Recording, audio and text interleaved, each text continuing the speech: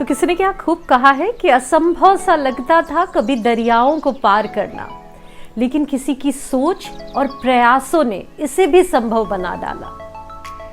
Hello everyone, welcome back. I hope all of you are doing great. तो आज के इस वीडियो में मैं बात करने वाली हूँ कुछ ऐसे फैक्टर्स के बारे में जो बहुत हद तक आपकी पर्सनालिटी डेवलपमेंट पे एक बड़ा रोल प्ले करती है। इन चीज़ों की अगर आपको अवेयरनेस हो तो इसे पॉजिटिवली यूज़ करके आप अपनी एक अट्रैक्टिव पर्सनालिटी बना सकते हो। और बहुत बार जब हमें इसकी नॉलेज नहीं होती या हम इन चीज़ों को इग्नोर करते हैं तो इस वे में हमारी पर्सनालिटी भी नेगेटिव हो जाती है, जिसका असर हमारे पर्सनल और प्रोफेशनल लाइफ पे होता है। तो ये सारे फैक्टर्स बहुत इंपॉर्टेंट है आपकी पर्सनालिटी डेवलपमेंट के लिए। तो वीडियो स्टार्ट करते हैं, लेकिन उससे पहले एक छोटी सी रिक्वेस्ट करूंगी कि अगर अभी तक आपने इस चैनल को सब्सक्राइब नहीं किया तो जल्द से जल्द इस चैनल को सब्सक्राइब कर लो, क्योंकि ये चैनल आपको लाइफ में आगे बढ़ने में बहुत ज्यादा हेल्प करेगा। तो किसी भी इंसान की पर्सनालिटी को बनाने में आप देखोगे जो सबसे पहली फैक्टर होती है ना, वो है उसकी जेनेटिक्स और हेरिडिटी।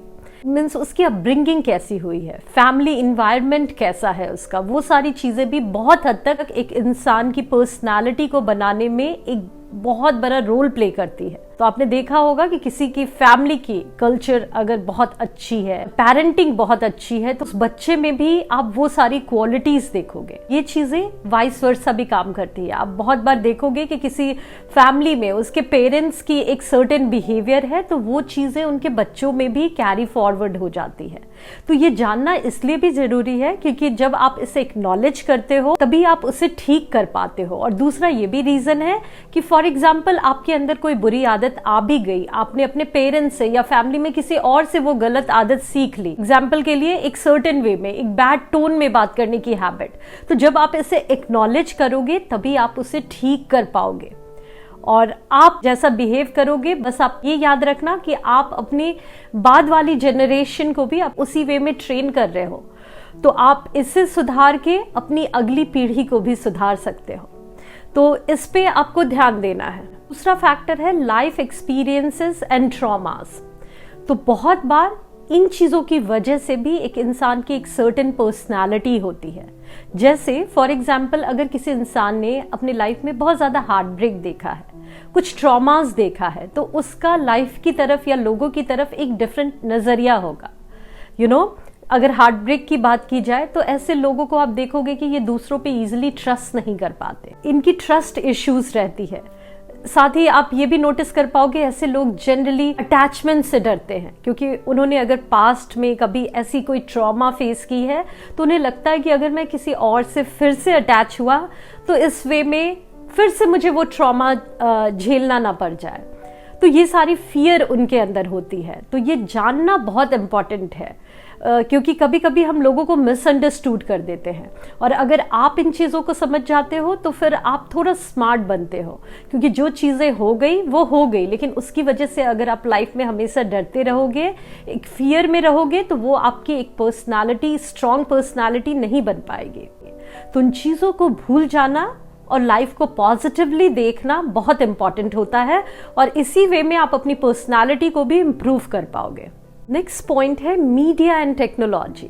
तो इसका भी एक बहुत बड़ा रोल होता है, क्योंकि आपका खाना सिर्फ वो नहीं है जो आप खाते हो, जो आप देखते हो, जो सुनते हो, जिस तरह के कंटेंट आप कंज्यूम करते हो, वो सारी चीज़ें भी आपके माइंड में जाती है और वो उस वे में आपकी एक पर्सनालिटी बनती है। तो आप गौर करो आप किस तरह के कंटेंट को ज़्यादा देखते हो। हर इंसान का एक इंटरेस्ट होता है। फॉर एग्जाम्पल आप देखोगे कि अगर कोई इंसान बहुत ज़्यादा वॉयलेंस की चीज़ें देखता है तो उसके नेचर में भी आप एक एग्रेशन देखोगे, एक एंगर देखोगे, एक बातों को वो एक डिफरेंट टोन में आप देखोगे कि वो बातें करता है। कोई अगर बहुत ज़्यादा पॉलिटिकल चीज़ें देखता है तो उनके नेचर में आप देखोगे कि एक रिजिड सा नेचर होता है।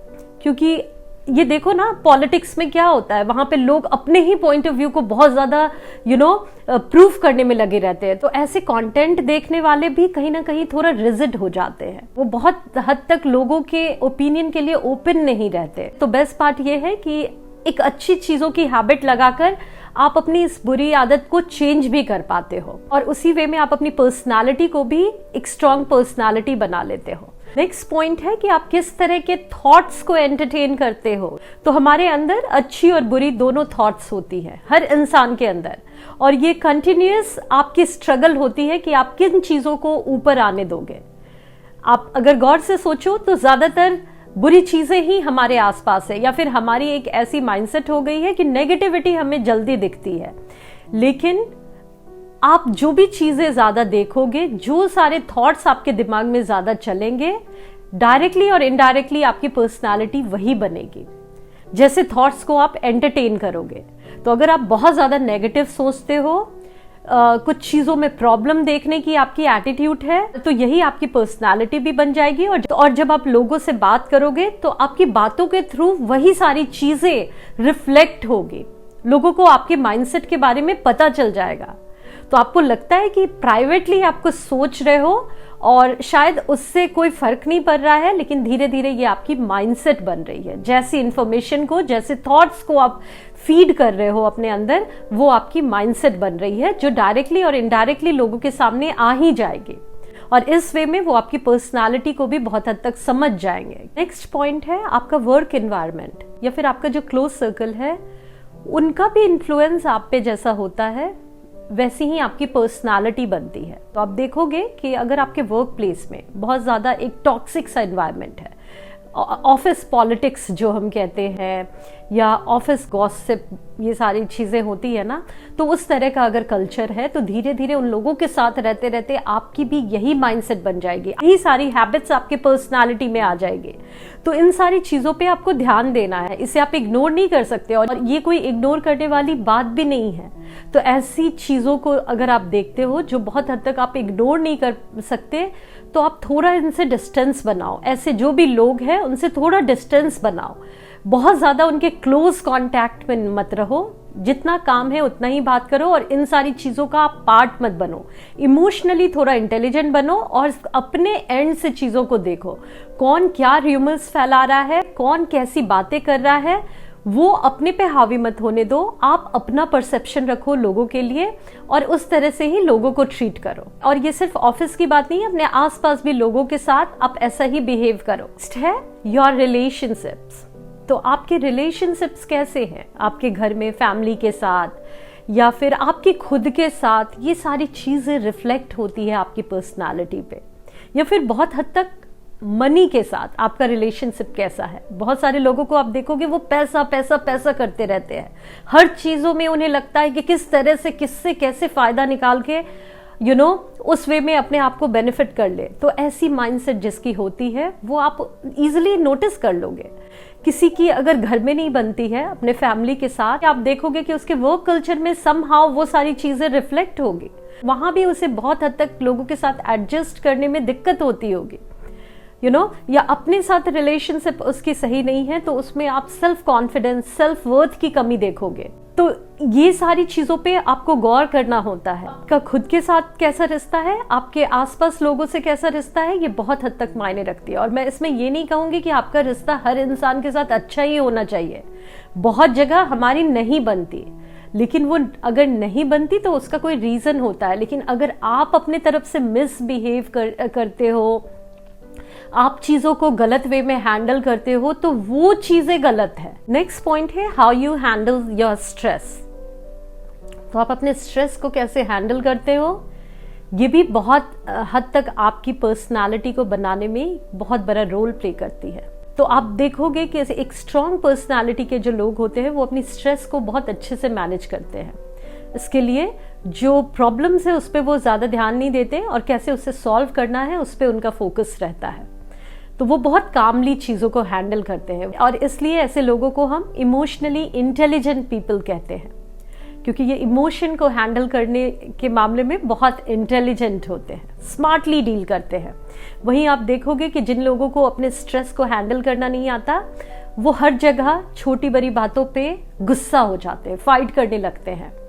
कोई चीज़ें ईजिली भी हैंडल हो सकती थी, प्यार से हो सकती थी, टाइम देकर चीज़ें हैंडल हो सकती थी, लेकिन उनमें पेशेंस नहीं होता, या फिर वो एक डिफरेंट वे में बिहेव करते हैं, जिसकी वजह से लोगों के सामने उनकी पर्सनालिटी एक रूड पर्सनालिटी साउंड करती है। तो आप अपने स्ट्रेस को हैंडल करना सीखो, एक काम स्टेट ऑफ माइंड में कैसे आना है वो सीखो, और चीज़ों को कोई अगर इश्यूज भी है तो उसे कैसे पोलाइटली अच्छे से आप सॉल्व कर सकते हो, ये सारी स्किल सेट सीखो। और ये कोई छोटी स्किल सेट नहीं होती, बहुत बड़ी स्किल सेट होती है, जिसमें अगर आप मास्टर हो गए तो आपके पर्सनल और प्रोफेशनल रिलेशनशिप्स बहुत अच्छे होंगे। और जब आपके रिलेशनशिप्स अच्छे होंगे ना, तो वही चीज़ें आपके काम में भी झलकेगी, वहाँ पे भी आप अच्छे बॉन्ड्स बना पाओगे और लोगों के साथ अच्छे कनेक्शन बनाकर आप लाइफ में ग्रो कर पाओगे। नेक्स्ट पॉइंट है योर डेली रूटीन। तो आपकी डेली रूटीन की भी झलक आपके पर्सनालिटी में दिखती है। तो आप देखना, जो इंसान अपने लाइफ में डिसिप्लिन रहता है, टाइमली खाता है, हेल्दी खाता है, प्रॉपर नींद लेता है, थोड़ा एक्सरसाइज करता है, वो इंसान के चेहरे पे आप एक अलग सी चमक देखोगे, उसकी मेंटल कंडीशन आप डिफरेंट देखोगे, जिसमें वो बहुत एनर्जेटिक वे में चीज़ों को हैंडल करेगा। वहीं जिस इंसान की डेली लाइफ आप देखोगे डिसबैलेंस्ड है, तो उसके मूड पे भी उसका बहुत हद तक असर रहता है, और इसकी वजह से उसकी पर्सनालिटी भी एक सर्टेन वे में, एक नेगेटिव वे में प्रेजेंट होती। तो ये सारी चीज़ें काइंड ऑफ फाउंडेशन होती है जिसे आप इग्नोर नहीं कर सकते, और इससे पहले आपको बनाना होता है, इससे पहले आपको ठीक करना होता है, और उसके बाद कुछ बेसिक चीज़ों का ध्यान रखकर आप बहुत हद तक अपने आप को, अपनी पर्सनालिटी को इम्प्रूव कर सकते हो। और आपको ये भी ध्यान रखना है कि पर्सनालिटी डेवलपमेंट एक ऑनगोइंग प्रोसेस है। तो ऐसा नहीं है कि आप एक लिमिट पे आके आप परफेक्ट हो जाते हो। जहाँ भी हो आप उससे भी खुद को बेहतर बनाते रहना, चेंज को एक्सेप्ट करते रहना, लोगों के ओपिनियन के लिए ओपन रहना, ये आपकी पर्सनालिटी को एक स्ट्रॉन्ग पर्सनालिटी बनाती है। नेक्स्ट है योर बिलीव्स। तो आपकी जो कोर बिलीव्स होती है वो भी बहुत हद तक आपकी पर्सनालिटी को बनाती है। तो बहुत हद तक हम इन चीज़ों को पकड़ के बैठ जाते हैं, लेकिन आपको थोड़ा सोचना है। जिन चीज़ों पे आप बिलीव कर रहे हो, इतनी स्ट्रांगली आप उसका दावा कर रहे हो कि यही सही है, क्या वो सच में सही है? जैसे बहुत सारे लोग ऐसा सोचते हैं, खाओ पियो और ऐश करो, कुछ नहीं रखा, कल किसने देखा है क्या होगा, पैसे क्यों सेव करने, क्यों बचत करना। तो मुझे ये लगता है इन चीज़ों को हमने कहीं सुना है और ये सारी चीज़ें बिठा ली है, लेकिन आप गौर से सोचो, क्या ये सही तरीका है? ऐसी थॉट रखना कि खाओ पियो ऐश करो, ऐश करके बहुत सारे लोग इस वे में अपनी लाइफ को खराब कर लिए। कल किसने देखा है, लाइफ बहुत छोटी है, ये सोच सही है क्या? कल अगर आपने नहीं देखा है तो आप ये कैसे कह सकते हो कि लाइफ बहुत छोटी है, जो है आप उड़ा दो खा पी के। अगर आप बच गए तो फिर क्या करोगे, कैसे आप सरवाइव करोगे? तो अपने लाइफ में अच्छा करना, ग्रो करना, सेविंग करना, अपनी सिक्योरिटी, सेफ्टी और अपने फैमिली के बारे में सोचना एक समझदार इंसान की पहचान होती है। ऐसी कैजुअल एटीट्यूड रखना ना, और उस चीजों को स्ट्रांगली प्रेजेंट करना, उस पर बिलीव करना आपको बहुत बार लाइफ में प्रॉब्लम में भी डाल सकता है। तो आप मेक श्योर कि जिन चीजों पे बिलीव कर रहे हो, बहुत बार आप उसे सोचो, बहुत बार आप एक क्रॉस क्वेश्चन करो कि क्या आपकी ये बिलीफ सच में सही है या गलत है।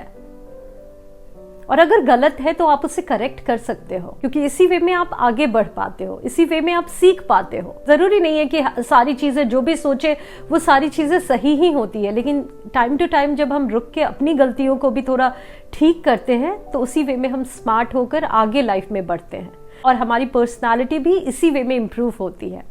और सबसे लास्ट मैं कहूंगी कि आपकी विल पावर, उसका एक बहुत बड़ा रोल होता है आपकी पर्सनालिटी को बनाने में। तो आज तक अगर आपकी पर्सनालिटी जो भी थी, अगर आपको वो पसंद नहीं भी है और आपके अंदर एक स्ट्रॉन्ग विल पावर है ना, तो कल जो आप थे उससे आज आप टोटली खुद को चेंज कर सकते हो, बेहतर बना सकते हो। और ये बहुत इंपॉर्टेंट होता है। बहुत सारे लोगों ने इस वे में अपने आप को बदला है और फिर उसके बाद ही वो लाइफ में आगे बढ़ पाए हैं। वहीं जो एक इंसान रिजिड होता है वो अपने आप को बदलना नहीं चाहता, उसकी विल पावर फिर रहते हुए भी वो इंसान वीक हो जाता है। तो कुछ चीजें होंगी जो समहाउ आपको रोकती होगी लाइफ में आगे बढ़ने में, लेकिन मैं आपको यही कहूंगी कि वो प्रॉब्लम से कहीं ज्यादा स्ट्रांग आपकी विल पावर है। वो विल पावर आपको लाइफ में बहुत आगे ले जाएगी, इसलिए उसे मत दबाना, उसे नजरअंदाज मत करना। अदरवाइज आप खुद को इम्प्रूव नहीं कर पाओगे, और खुद को इम्प्रूव नहीं करोगे तो लाइफ में आगे बढ़ नहीं पाओगे।